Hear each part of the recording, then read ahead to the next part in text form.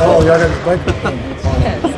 We are now open for questions. Tristan, you know your way around the playoffs as well as anybody here. Kind of what's your overall message to this team going into this one? In this year, I think it's about which team can be the more physical team. And I think that's you set that tone from the first 5 minutes of the game. Regardless of the, it's a foul. You let the refs know that this is style of basketball that we're going to play. And I think that's how you separate yourself and kind of make your mark for the journey to come.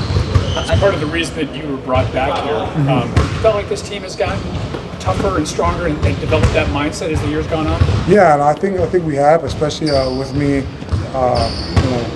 back with the team and stuff. I think guys know they have someone on the sideline that will chirp and bark, and is not afraid to say what needs to be said or let what needs to be known. So, but someone I always think about that brought the physicality this season, that kind of carried a big load, and I'm extremely proud of, is Jay. Him playing almost like 77 of the games this year, carried a lot of the load, especially when guys are out. I still feel like he should have been an All-Star, but I told him if you're not going to be a regular season All-Star, it's better to be a playoff All-Star.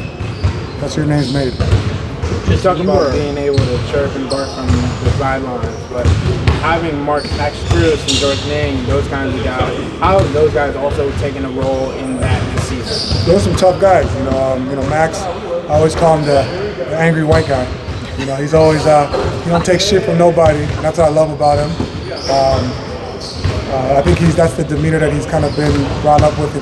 From coming from DePaul and being cut, being a two-way guy, earning a standard contract. So he earns that. He earned that right to kind of not take shit from nobody. In terms of George, a guy that people always doubt. Everyone questions whether he's in shape or not, but he was an Ironman this year, so he clearly shows that he's durable and he's reliable and he's had big moments for us.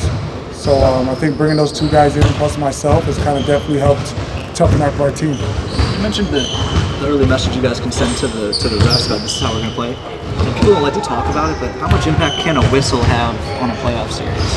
Man, one thing I've noticed in these playing games, the refs are calling the game how they're supposed to be calling it. In the playoffs, you're not getting those easy chippy calls that guys are used to getting. Whether you watched the 2 games yesterday, there's guys on those teams that draw a lot of fouls and then didn't get to the free throw line as much as they usually do, because the playoff whistle is definitely different. And I think, with our practices and getting up and down, guys are not expecting no call, so go up and finish and get an and one if you're lucky to get the call. You were a Laker last year when Jared made the comment about the lights being too bright. You probably heard it. What did you think at the time when you heard that far away? Listen, one thing about Jay, he's going to be true to himself, and of course, with his first playoff, you probably know what to expect. So that's just not knowing and not having the experience, but I feel like this season was great for him because there's a lot more pressure on his shoulders just because we didn't have Evan and DG was out for some time. So, he's answered the call. I think he's going to have a really, really good series in Orlando. Do you think this team, and I guess we'll find out Saturday, but do you think this team is ready for the big stage? Yeah, I truly believe so. I think the guys that were on the team last year, I think that was good for them to get their ass whooped by a very tough New York team because it lets them know how tough the playoffs are. And then for the veterans that came in, myself, Max, George, we've been in playoff series, been in a handful, whether up or down. We know what it takes, so I think it's a good combination that you have guys that have had success, but also guys that have had failure, that are hungry for more. What signs are you looking for, Tristan, leading into Game 1 and early on in Game 1 that let you know you guys are ready for it? Just be mentally locked into the game plan. We know this Orlando team, we know what their strengths are, we know what their weaknesses are, so in practice when we're going through drills and we're playing a little bit, as long as we're making the right rotations and knowing that this is a team that cuts a lot. They're going to do a lot of cutting. They have guys cut from the weak side. I got a lot of guys that are trying to hit the glass offensive rebound. So in practice, if we hit, find, go get, crack guys on the rebound, then I know that we're locked in and paying attention. You've been so close to Darius for so long, and you've been connected to him all season long. What are you trying to instill in him going into his second playoffs? Be aggressive and play with pace.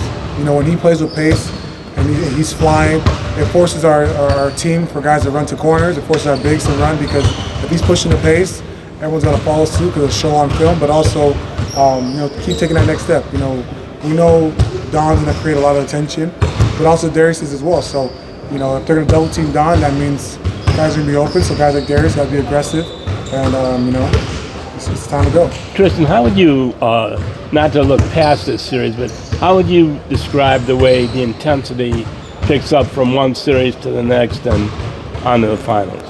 I just think you hate the opponent more and more as the series go on, right? So that's why intensity's up, because you're just more angry and frustrated. You keep seeing the same guy for about 2 weeks straight. So, of course, every round is more on the line. There's less games. There's more eyes. The media crowd becomes bigger. More family members start wanting to come to games. So, but that's part of the playoffs, though. I love it. I embrace it. I know you've been talking about Max and George because you guys came in the offseason, but with Marcus Morris coming in during the season, how have you connected with him, and has he been able to help you guys with that leadership component? No, you're right. I made a mistake. I should have added Marcus in that too, because he has a lot of playoff experience.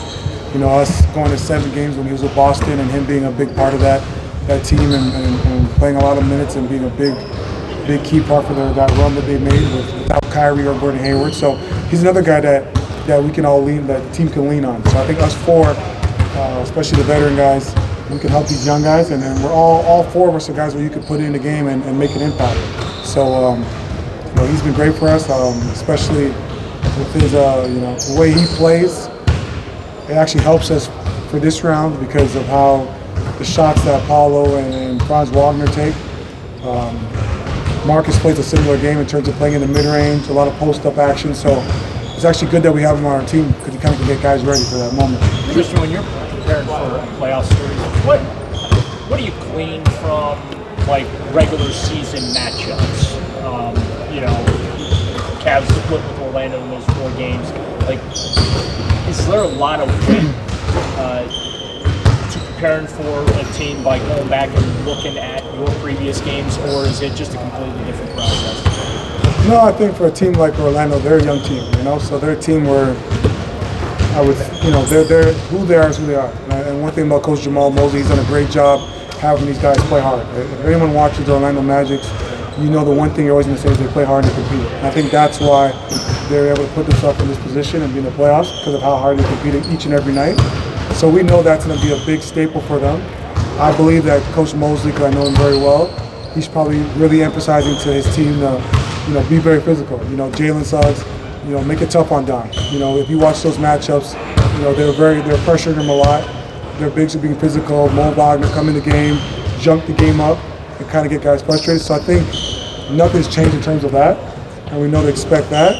And whatever else wrinkles they want to add, I think it's a game of chess, but that's the blueprint is who they are. Who they are is a team that's going to play hard and physical and try to get under their skin. So we just got to be mentally tough and throw the first punch. When you and the other guys who have that playoff experience are trying to impart some knowledge and things with the younger guys who had last year, how much does last year's experience for them play into how you're able to maybe teach them up or have those conversations with them? I don't do too much talking about the past, because I think you guys, the city of Cleveland, their family, their parents, ESPN, when we played the Knicks on TV, everyone's talked about last year. So I think the reality is they know what happened last year.